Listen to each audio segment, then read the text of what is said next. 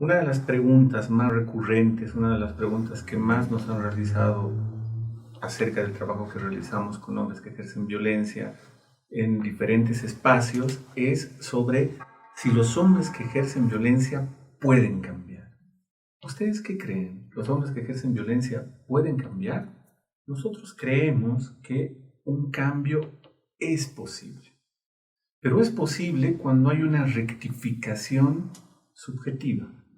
Eso quiere decir que es posible cuando un hombre es capaz de reconocer o de ubicar algo de que hay determinantes inconscientes en el acto violento, en su ejercicio de violencia. Que hay cosas que le han pasado en la vida, que hay cosas que pueden explicar de alguna manera, ¿no?, su ejercicio de violencia, pero no en el sentido de una justificación, sino en el sentido de comprender algo que pueda finalmente llevarlo por otro camino, algo que pueda llevarlo a elegir de otra manera, algo que pueda llevarlo a hacer finalmente de otra manera. Un principio que puede favorecer el cambio es que una persona desee cambiar, ¿no? Es muy difícil que una persona vaya a cambiar porque otra persona quiera que cambie. Lamentablemente nosotros escuchamos, especialmente cuando atendemos a parejas, en algunos casos, ¿no?, de que hay hombres o mujeres que cuando son consultados, cuando son preguntados, interrogados de por qué viene a terapia, la respuesta es porque quiero que él cambie, porque quiero que ella cambie. Habrá que ser claros que las personas no cambian porque uno quiera que cambien, las personas cambian porque quieren cambiar. Sin embargo, esto no tiene que llevarnos a nosotros mismos a una posición de impotencia. Uno puede ir provocando el deseo de que una persona quiera cambiar. Uno puede ir activando como algo del deseo de esa persona para que esa persona en algún momento desee hacer un cambio en su vida, ¿no? Esto lo podemos entender muy fácilmente con el ejemplo de las personas que consumen alcohol, ¿no? Las personas que consumen alcohol son personas cuya vida se va deteriorando evidentemente en lo laboral, en lo familiar, en las relaciones de pareja, en lo social, y los otros, terceros, se los van señalando, ¿no?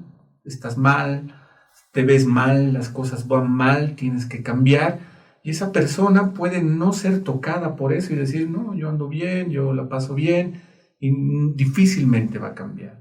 Hasta que algo pase en esa persona que lo lleve a desear cambiar esa realidad que no lo conduce a nada. Es más probable, es más posible que una persona cambie si tiene el deseo de cambiar o si se provoca en ella un deseo de cambio. Hay muchos estudios que dicen que hay ciertas situaciones por las que atraviesan las personas que activan ese deseo. Por ejemplo, se ha estudiado que cuando algunas veces nacen los hijos, ¿no?, de pronto eso hace que una persona que ha estado con problemas, arrastrando problemas así de manera crónica, de pronto puede ejercer un cambio en su vida, ¿no? La terapia, el trabajo, hay cosas en la vida de las personas que pueden también como activar ese deseo de cambio.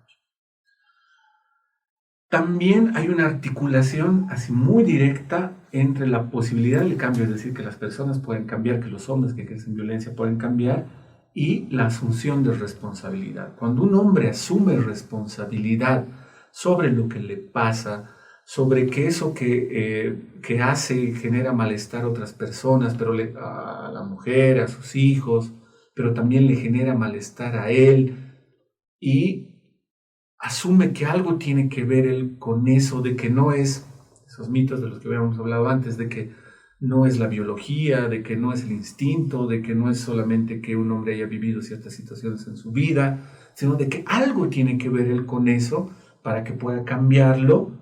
Entonces eso hace mucho más posible que se vaya por otro camino, que se busque otra alternativa. Solo que aquí hay que tener algo muy claro, que la culpa no es necesariamente asumir responsabilidad, que la culpa y la responsabilidad son dos momentos diferentes. que hay personas que pueden sentirse muy culpables sin asumir responsabilidad nunca, ¿no? Es decir, sí, yo soy culpable de esto, yo soy culpable de lo otro, pero sin asumir esa responsabilidad que tiene que ver con, esto tiene que ver conmigo, yo lo he provocado, yo provoco daño a estas personas, quizá tiene que ver con esto que me pasa, para poder poner en marcha otras cosas finalmente, ¿no? Es decir, que hay que diferenciar que la responsabilidad es otro momento, no es solamente culpa, ¿no? Como les decía, hay muchas personas que pueden vivir con una culpa eterna sin asumir responsabilidad nunca de lo que hacen y de lo que dicen, porque finalmente nosotros somos siempre responsables de lo que hacemos y de lo que decimos. Somos responsables si ejercemos un acto violento, por ejemplo. Otra cosa en la que hay que hacer hincapié es que la propia persona es agente del cambio. Nosotros tenemos en el centro un cartel que nos recuerda cuáles son los principios de nuestra institución: el respeto, la honestidad, la confidencialidad, pero abajo solemos decir también que cualquier cambio sostenible en el tiempo, cualquier cambio viable tiene que ser autoagenciado, es decir, es la propia persona que se posibilita el cambio. Se da una oportunidad, se da un chance para hacer algo diferente de su vida, para vivir algo mejor y también que las personas a su alrededor puedan vivir algo mejor. Porque está claro que una persona que ejerce violencia puede provocar mucho malestar, el sufrimiento, daño, puede provocarle la muerte a la persona contra quien ejerce violencia, pero no siempre son conscientes, no se percatan los hombres del daño que pueden provocar a los que son testigos de esa violencia también.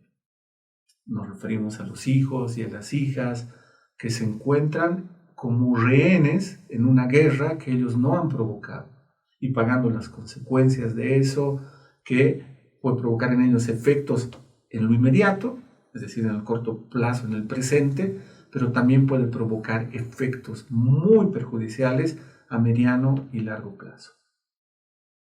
Y un hombre tiene que ser capaz, en nuestro programa trabajamos mucho en eso, de ir ubicando estas coordenadas, y ubicar estas coordenadas le van a permitir un cambio. Pero aquí viene como una de las preguntas muy importantes que también es recurrente en los medios en los que nosotros hemos estado conversando sobre este tema, pero también en los foros y en los debates que hemos establecido con nuestras instituciones.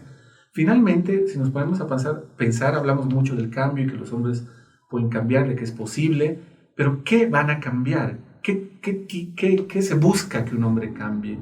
¿Qué se provoca que un hombre cambie? Si no es lo que podemos llamar las representaciones sociales y las representaciones subjetivas de la violencia. En todos estos años que venimos trabajando con hombres, hemos escuchado a hombres representarse la violencia, por ejemplo, como algo que educa. ¿Cuál es el riesgo de eso? Si un hombre, si un ser humano, si una persona tiene la representación social y subjetiva de que la violencia educa, va a encontrar en algún momento un argumento para justificar su violencia.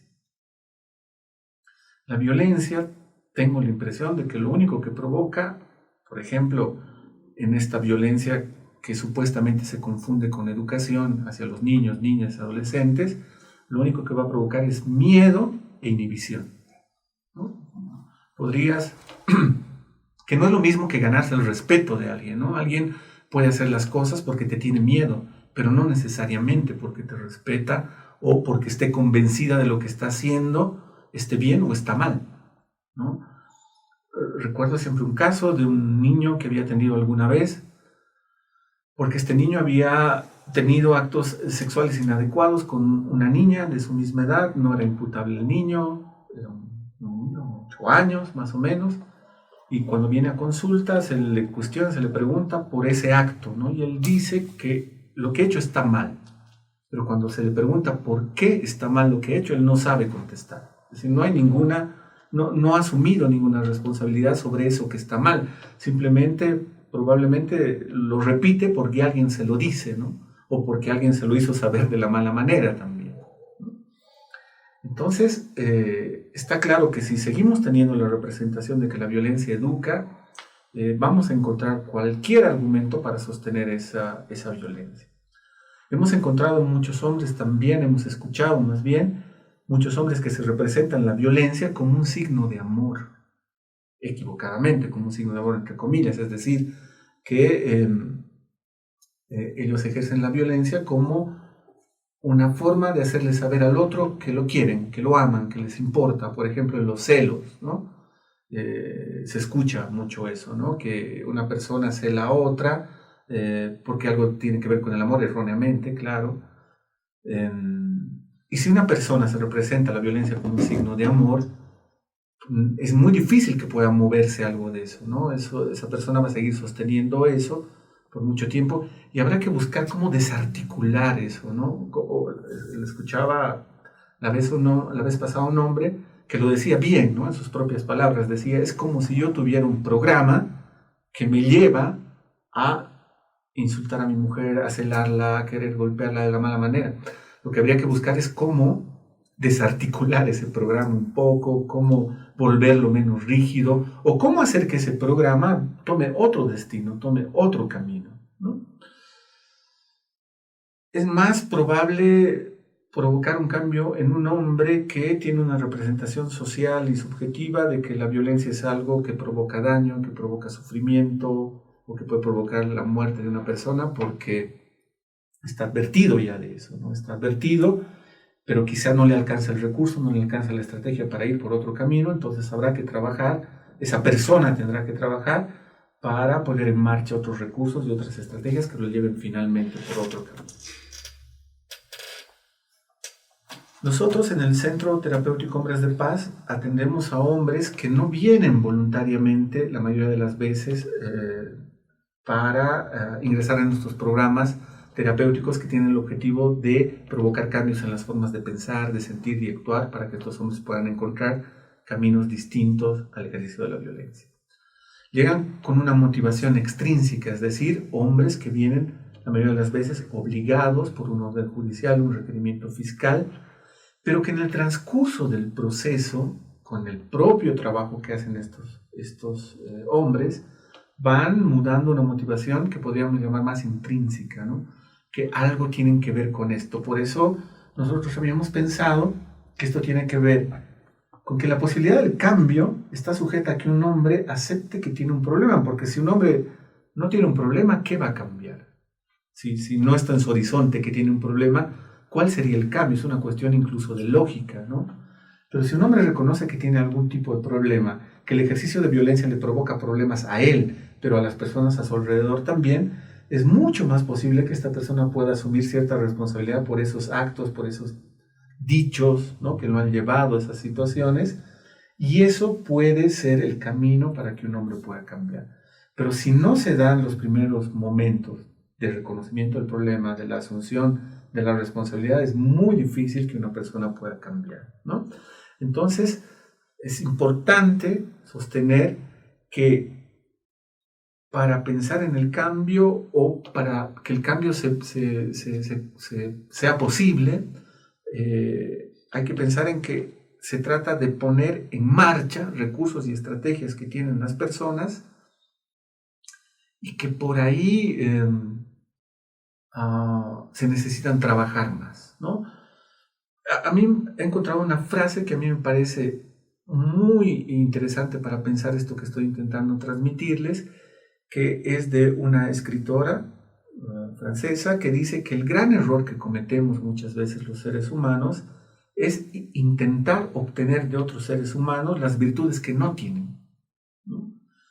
Desdeñando, o sea, no reconociendo las virtudes que en verdad sí tienen, ¿no? Entonces, el trabajar para que las personas pongan en marcha recursos y estrategias no es querer obtener de estas personas lo que no tienen, sino fortalecer, para decirlo de alguna manera, eso que tienen, ¿no? Hay personas que nunca han escuchado hablar de asertividad y son asertivas.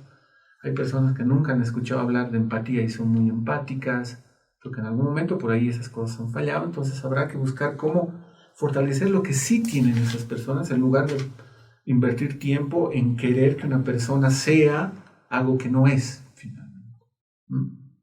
Me parece que eso es muy importante para pensar el cambio. Y otra cosa, que es como algo que la gente repite mucho, ¿no? Los hombres vienen y dicen, pero si yo estoy cambiando, pero mi familia no cambia, mi comunidad no cambia, entonces, ¿de qué sirve todo esto? Habrá que afirmar que una persona puede cambiar aunque su entorno no cambie, ¿no? El entorno puede estar con los mismos patrones, pero si una persona cambia, eso lo va a llevar a ver las cosas de otra manera, a pensar las cosas de otra manera y en muchos casos a influir sobre su propio entorno para que las cosas cambien ahí también, ¿no? Es decir, que un sujeto, una persona sí puede cambiar aunque las personas a su alrededor no cambien, ¿no? Eso es una cuestión de decisión finalmente. Otra cosa que puede ayudar en cambio para concluir es que podemos pensar, muchos hombres que llegan a este centro terapéutico, y es algo de lo que no se habla también y parece que conviene hablar, algunas veces llegan desmoronados, ¿no? Porque se les vino todo encima, ¿no? Es decir, su ejercicio de violencia tuvo consecuencias legales, familiares, económicas, laborales, en muchos casos, y esto es vivido por algunos hombres como una caída, como una decadencia, ¿no? Como si todo se derrumbara. Es importante trabajar para que estos hombres ubiquen que probablemente esto más bien se trata de una crisis, ¿no? Y que la crisis puede obligarnos a la reinvención, es decir, a reinventarnos y a buscar otras formas de vivir de la mejor manera posible y procurarles a los que viven a nuestro alrededor una mejor forma de vivir también. Gracias.